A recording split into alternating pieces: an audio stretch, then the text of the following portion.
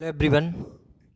मैं हूं आपका दोस्त सत्यम नायक और पढ़ते हैं। चलिए आज मध्य प्रदेश का परिचय पढ़ते हैं। क्या है मध्य प्रदेश का परिचय पढ़ेंगे।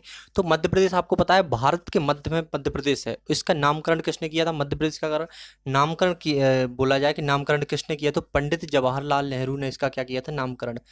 पंडित जवाहरलाल नेहरू।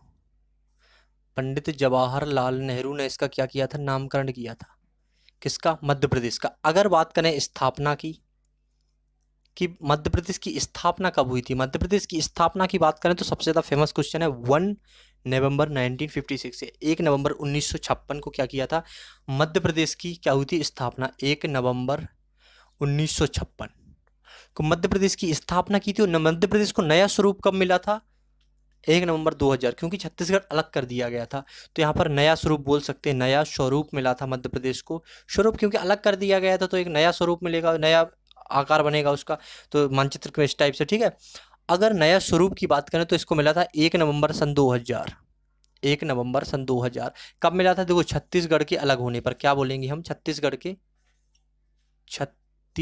के अलग होने पर।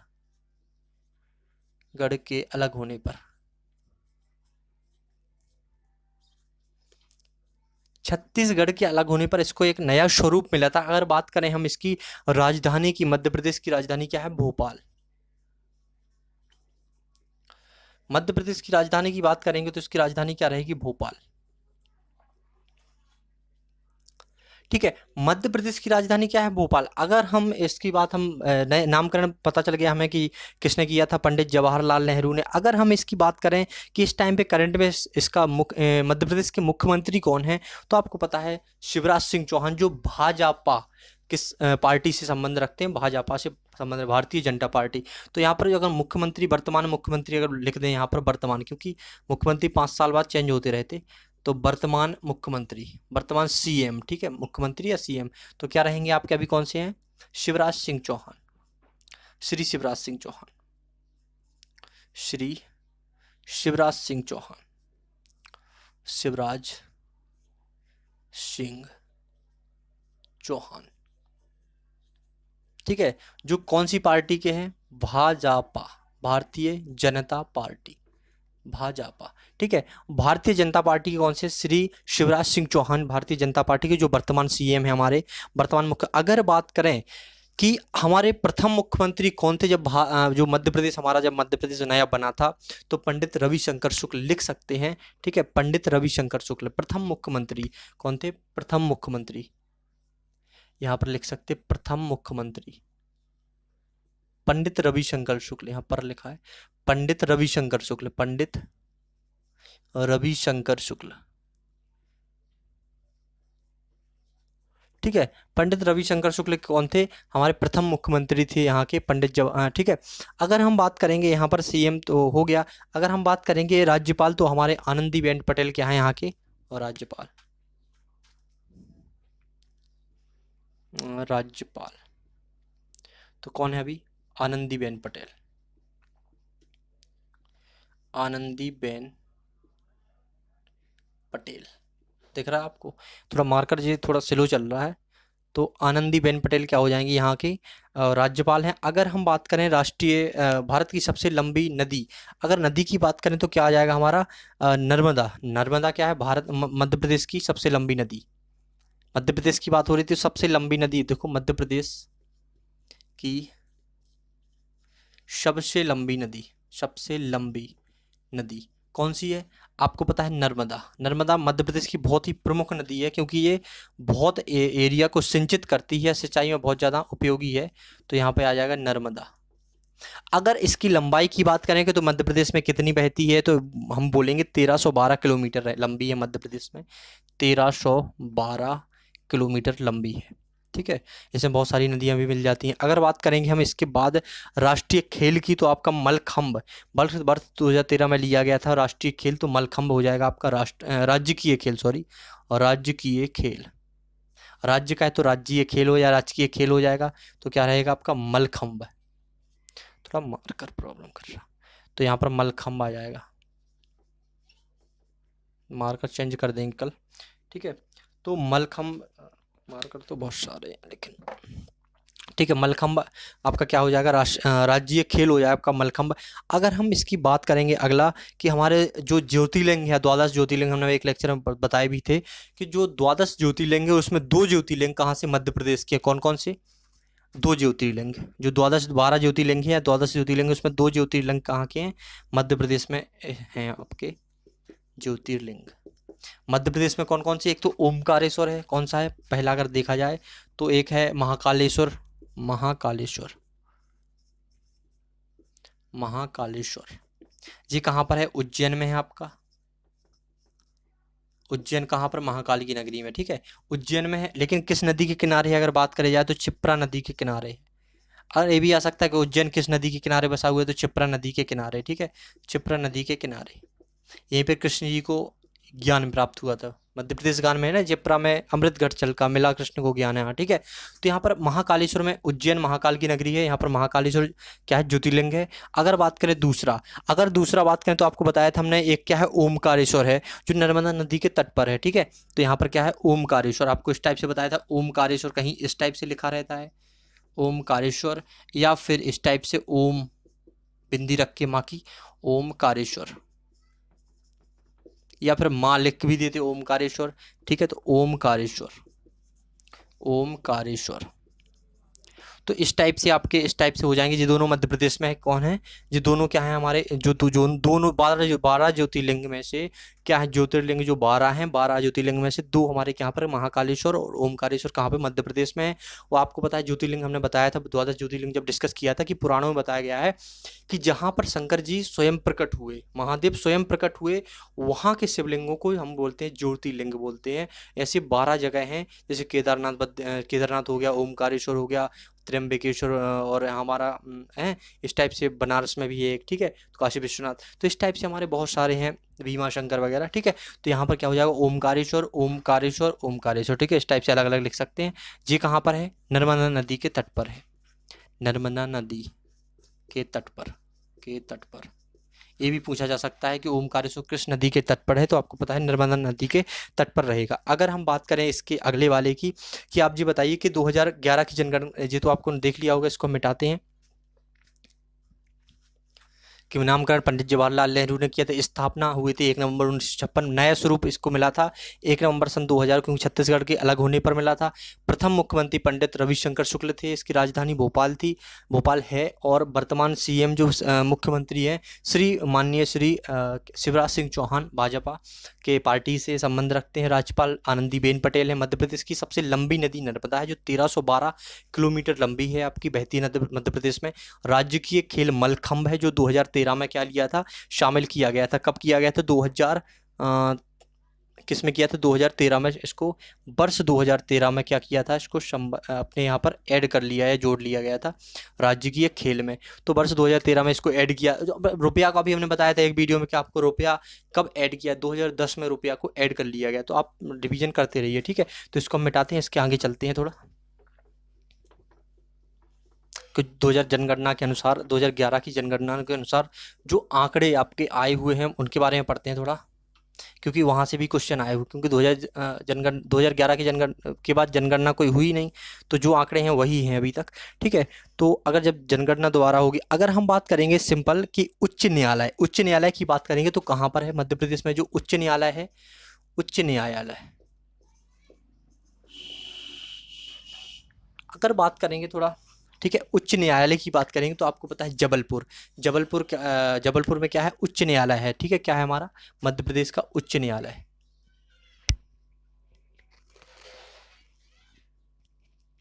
क्या है मध्य प्रदेश का? जबलपुर। जबलपुर में क्या है आपका? उच्च न्यायालय है आपका। अगर इसकी खंडपीठ बोली जाए तो खंडपीठ इसकी 2 हैं, 2 खंडपीठ मानी गई हैं, एक इंदौर में, एक ग्वालियर में। 2 इसकी क्या है खंडपीठ, अगर मानी जाए तो खंडपीठ क्या है, 2 मानी क्या जाए हैं वो खंडपीठ, ठीक है। तो खंडपीठ अगर माने लिखें तो हम क्या है, 2 इसकी खंडपीठ है। एक तो आपकी इंदौर में है, जो सबसे बड़ा शहर है जनसंख्या में, ठीक है, यहाँ पर, ठीक है। तो जो आपका इंदौर सबसे बड़ा शहर है। खंडपीठ जो ग्वालियर में है, ग्वालियर में तानसेन का मकबरा भी आपको पता है, ग्वालियर, ठीक है। सासबाहू मंदिर भी ग्वालियर में है, तानसेन का मकबरा भी ग्वालियर में, ठीक है। और सूर्य मंदिर भी मध्य प्रदेश का ग्वालियर में है, ग्वालियर में सूर्य मंदिर भी है आपका, ठीक है। तो बात करें खंडपीठ तो इंदौर और ग्वालियर में जबल उच्च न्यायालय की 2 खंडपीठ हैं, इंदौर और ग्वालियर में। अगर हम बात करें मध्य प्रदेश का क्षेत्रफल, तो क्षेत्रफल क्या है आपका? क्षेत्रफल होता है टोटल एरिया, इतना कितना एरिया मध्य प्रदेश के पास है। अगर हम बात करें किया जाए तो टोटल मध्य प्रदेश के पास कितना एरिया है, तो हम वो लिखेंगे क्या, आपके मध्य प्रदेश के पास है 3,08,252 किलोमीटर। क्या है? 3,08,252 किलोमीटर में मध्य प्रदेश फैला हुआ है पूरा, ठीक है। 3,08,252 किलोमीटर में मध्य प्रदेश फैला हुआ है। अगर बात करें जनसंख्या की, 2011 की जनगणना के अनुसार जनसंख्या क्या है भारत की, सॉरी मध्य प्रदेश की जनसंख्या क्या है मध्य प्रदेश की 2011 की जनगणना के अनुसार, 2011 जनगणना के अनुसार,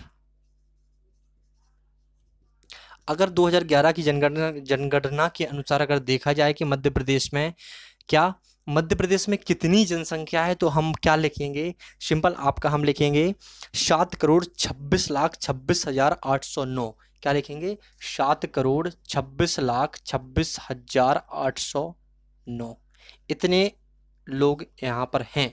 अगर इसमें हम बात करेंगे तो कितनी महिलाएं और कितने पुरुष हैं, तो आपके महिलाएं पुरुष, एक सेकेंड,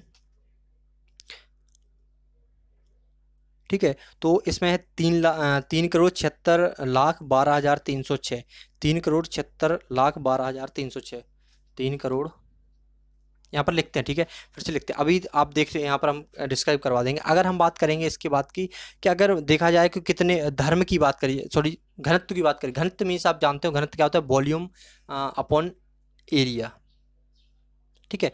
वॉल्यूम अपॉन एरिया मतलब एक छोटे से क्षेत्र में कितने लोग अगर फिट करेंगे, अगर जनसंख्या के अनुसार अगर एरिया को, मध्य प्रदेश के एरिया को बांटा जाए, क्योंकि हम यहाँ पर क्षेत्रफल और जनसंख्या हमने साथ में इसलिए लिया है क्योंकि हम घनत्व देखेंगे यहाँ पर। तो हम क्या करेंगे, घनत्व को अगर देखा जाए, डेंसिटी बोलते हैं इंग्लिश में, अगर डेंसिटी को देखा जाए या घनत्व को देखा जाए तो क्या रहेगा, घनत्व मतलब प्रति व्यक्ति, अगर एक बार प्रति व्यक्ति, हर व्यक्ति को अगर छोटा सा एरिया बांटा जाए तो कितना निकलेगा, तो इसका निकलेगा 237 पर किलोमीटर स्क्वायर, 201 किलोमीटर स्क्वायर पर 237 व्यक्ति रहेंगे। इस टाइप से आपका एरिया बढ़ जाता है। तो घनत्व तो यही होता है, घनत्व तो अगर बांटा जाए पूरा क्षेत्रफल को, तो एक व्यक्ति अगर 237 व्यक्ति पर किलोमीटर के हिसाब से रहेंगे, अगर इस टाइप से 1 किलोमीटर पे 237 व्यक्ति आपका घनत्व निकल के आ रहा, मध्य प्रदेश के क्षेत्रफल के अनुसार बांट रहे हैं। अगर इसमें जिले देखा जाए तो इसमें क्या है, जिले 52 जिले हैं।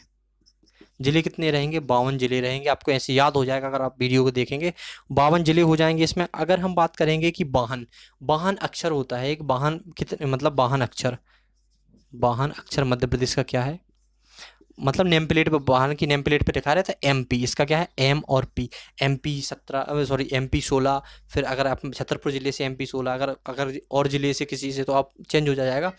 अगर आप ग्वालियर से तो MP 07, ठीक है। तो वाहन अक्षर क्या हो जाएगा, MP हो जाएगा आपका। अगर हम बात करेंगे इसके आगे की कि जो मध्य प्रदेश की 2011 की जनगणना, 2011 की जनगणना के अनुसार मध्य प्रदेश में जो धर्म के मानने वाले लोग हैं वो कैसे हैं, हम बता रहे हैं यहाँ पर, ठीक है। 2011 की जनगणना के अनुसार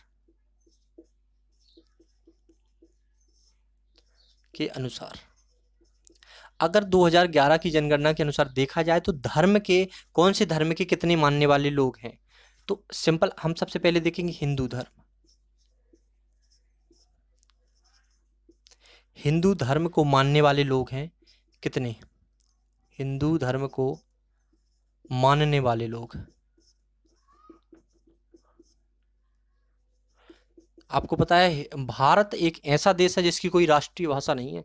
वो 22 भाषाएं हैं, तो उसको 22 भाषाओं को उसने आधिपत्य दिया रखा है, क्या मतलब 22 भाषाओं को उसने क्या है, आधिकारिक तौर पे अपनाया है। कोई भी भारत की राष्ट्रीय भाषा नहीं, क्योंकि अगर किसी एक को राष्ट्रीय भाषा अगर आप मानते हैं तो आप किसी दूसरी भाषा वाले लोग बुरा मान जाएंगे। तो इसलिए भारत की कोई राष्ट्रीय भाषा नहीं है। तो ऐसी मध्य प्रदेश में सभी धर्मों वाले, ऐसी भारत में सभी धर्मों वाले लोग रहते हैं। तो हिंदू धर्म को मानने वाले कितने हैं, सिख धर्म को मानने वाले कितने हैं, मुस्लिम धर्म को मानने वाले कितने हैं, जैन धर्म को, बौद्ध धर्म को, अलग अलग धर्म हैं भारत में।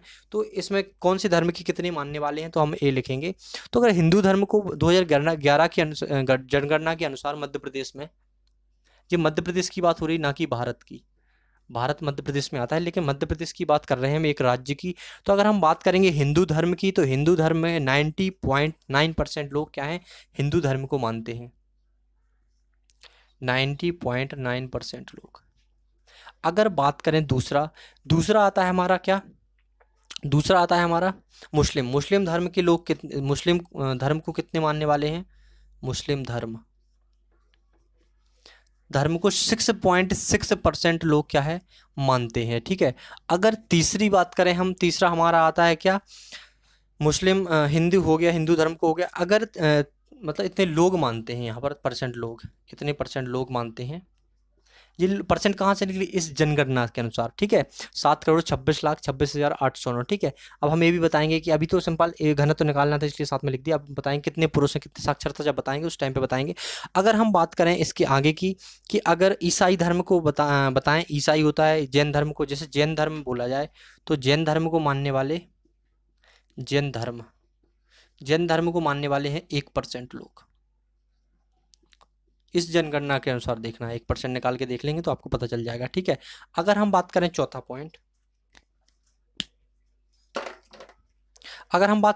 पॉइंट, तो हमारा है ईसाई धर्म।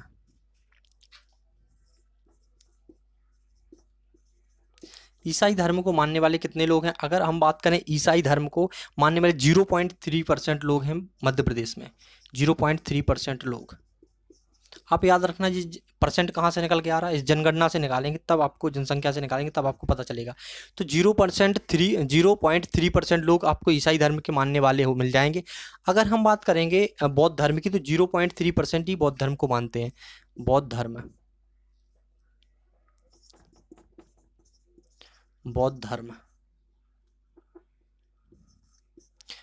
को कितने लोग मानते हैं, 0.3% लोग। मतलब बौद्ध धर्म के अनुयायी बोल सकते हैं या फिर मानते हैं। अगर 6 पॉइंट की हम बात करें, तो हमारा आता है सिख को 0.2% लोग मानते हैं मध्य प्रदेश में। मतलब सिख के धर्म कितने लोग हैं, सिख धर्म, तो 0.2% लोग। ठीक है। सबसे ज़्यादा किसके, हिंदू धर्म, दूसरे नंबर पर मुस्लिम धर्म आता है 6.6%।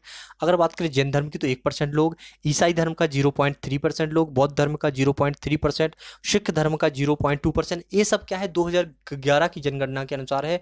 ये डेटा बदल चुके होंगे, जब 2000 अगली जनगणना आएगी वो डेटा बदल चुके होंगे, लेकिन अभी तक जो एग्जाम में क्वेश्चन आएंगे वो इसी जनगणना के अनुसार आएंगे, क्योंकि दूसरी जनगणना में कंप्लीट नहीं हुई है। ठीक है। जब उसके आंकड़े आ जाएंगे तो उस जनगणना के अनुसार यहाँ पर आपको करवा दिया जाएगा। अगर हम बात करें मध्य प्रदेश की सीमा, कि मध्य प्रदेश की सीमा किन किन जिलों से मिलती है, सॉरी किन किन राज्यों से मिलती है, तो हम बात करेंगे जो पूर्व में मिलती है, जो पश्चिम मिलती है, उत्तर और दक्षिण। जहां पर तो आपको पता है 5 राज्यों से मध्य प्रदेश की सीमा मिलती है।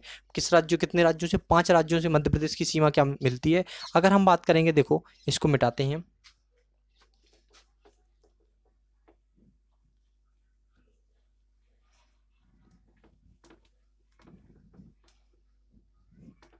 ठीक है। इतना आशा करते हैं इतना समझ में आया, क्योंकि उसमें समझने वाला कोई चीज़ ही नहीं थी। उसमें सब कुछ आपको याद करना है कि क्या कहाँ कैसा। ठीक है। अगर हम बात करें कि सीमा, मध्य प्रदेश की सीमा जो मिलती है, तो मध्य प्रदेश की सीमा मध्य प्रदेश की अन्य राज्यों से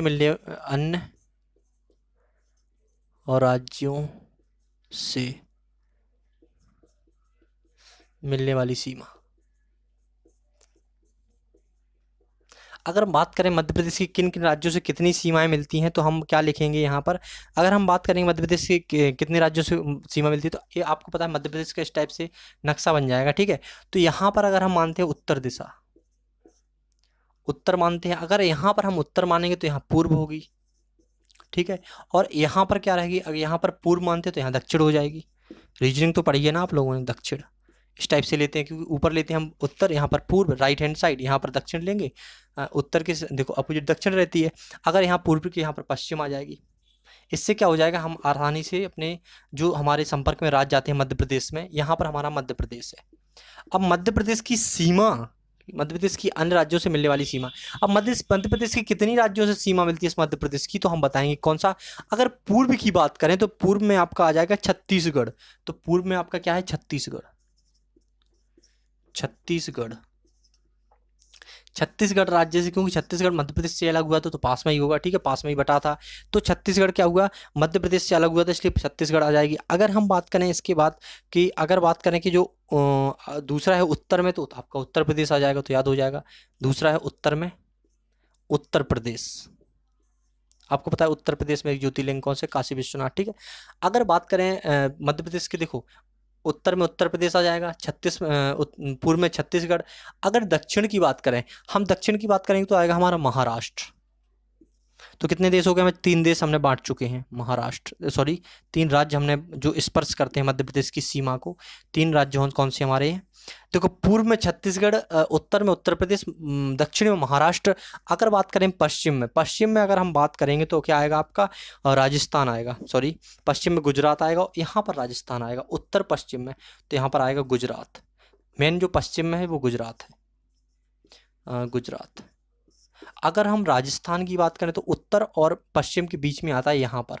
अगर बात करेंगे यहाँ पर क्या आएगा आपका, राजस्थान। राजस्थान क्या है, उत्तर और पश्चिम बोल सकते, उत्तर पश्चिम। उत्तर पश्चिम में कौन सा देश मध्य प्रदेश की सीमा को टच करता है, तो आंसर लिखेंगे, क्या लिखेंगे, राजस्थान। 4 हमारे 4 दिशाओं में, एक हमारा उत्तर और पश्चिम में करता है हमारा, तो टोटल 5, 1 2 3 4 5 आपके क्या हो जाएगा, देखो पूर्व में छत्तीसगढ़ हो जाएगा, उत्तर पश्चिम में राजस्थान हो जाएगा, और पश्चिम में गुजरात हो जाएगा। अगर दक्षिण में बात करें तो महाराष्ट्र, और पूर्व में छत्तीसगढ़। तो देखो यहाँ पर लिखेंगे मध्य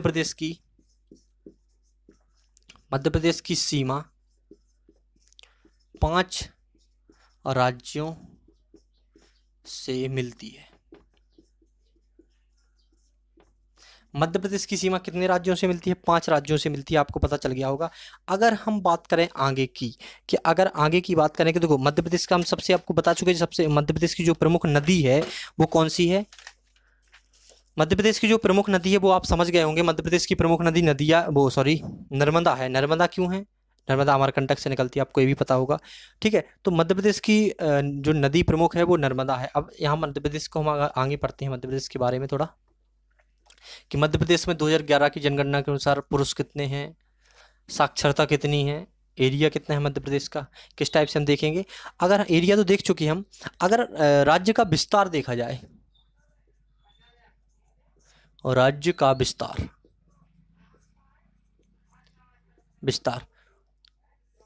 तो भाई आपको पता है कि यहाँ पर क्या हमने उत्तर माना था, उत्तर दिशा माना था। यहाँ पर हमने कौन सा माना था, पूर्व दिशा। यहाँ पर हमने दक्षिण दिशा माना था, यहाँ पर हमने पश्चिम दिशा माना था। अगर हमने इस टाइप से दिशाएं मानी हुई हैं तो हम तो यही लिखेंगे कि भाई देखो यहाँ पर पूर्व में आपको याद हो गया होगा 5 राज्यों से हमारी मध्य प्रदेश की सीमाएं मिलती हैं। एक तो हमारा पूर्व में बात करेंगे तो छत्तीसगढ़ आ जाएगा। अगर हम इस टाइप से बात करें, पश्चिम में बात करेंगे तो आपको पता है पश्चिम में कौन सा है, गुजरात। राजस्थान तो हमारा उत्तर पश्चिम में हो जाएगा। अगर हम बात करेंगे दक्षिण में तो महाराष्ट्र हो जाएगा हमारा। अगर हम बात करेंगे उत्तर में तो उत्तर प्रदेश हो जाएगा। इस टाइप से हमारे 5 मध्य प्रदेश की सीमाएं 5 राज्यों से मिलकर मिलती हैं। अगर हम बात करें कि मध्य प्रदेश से पश्चिम से पूर्व तक कितनी लंबाई है मध्य प्रदेश की, और उत्तर से दक्षिण तक कितना फैला हुआ है, तो हम यही लिखेंगे। उत्तर से दक्षिण तक अगर बात करेंगे तो 605 किलोमीटर फैला हुआ है, इसलिए हमने ये बनाई है, ठीक है जी। अगर उत्तर से दक्षिण को देखा जाए तो 605 किलोमीटर मध्य प्रदेश की लंबाई है, ठीक है। अगर पूर्व से पश्चिम को देखा जाए, इस टाइप की देखा जाए, तो ये कितना है हमारा पूर्व से, जो तो हमारे उत्तर से दक्षिण की होगी। अगर पूर्व से पश्चिम देखा जाए आपकी तो 870 किलोमीटर हो जाएगी इसकी, 870 किलोमीटर, 870 किलोमीटर, 870 किलोमीटर ये हो जाएगी, 605 किलोमीटर ये हो जाएगी हमारी, ठीक है। तो ये आंकड़े, ठीक है।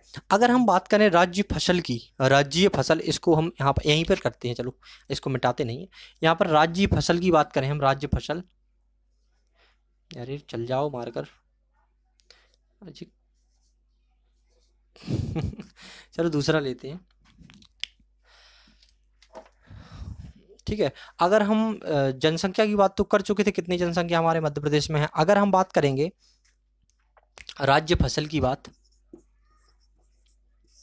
और राज्य फसल की बात करेंगे हम, तो आपको पता है सोयाबीन राज्य की प्रमुख फसल है। सोयाबीन, बहुत सोयाबीन, ठीक है। सोयाबीन आपकी राज्य की प्रमुख फसल है। अगर हम बात करेंगे कि जनसंख्या 7,26,26,809 जनसंख्या है आपकी टोटल। तो यहाँ हम इसको मिटा देते हैं, 605 870 याद रखना, अलग अलग बुक्स में अलग अलग दिए रहते, ठीक है। मैन गूगल से देखो, ठीक है। यहाँ पर राज्य फसल हो जाएगा सोयाबीन आपकी, तो राज्य फसल सोयाबीन हमने लिखवा दी है। अगर हम बात करें जनसंख्या, तो आपको पता है 7 करोड़, मध्य प्रदेश लिखवाए, दोबारा लिखवा रहे हैं, 7 करोड़ 26 लाख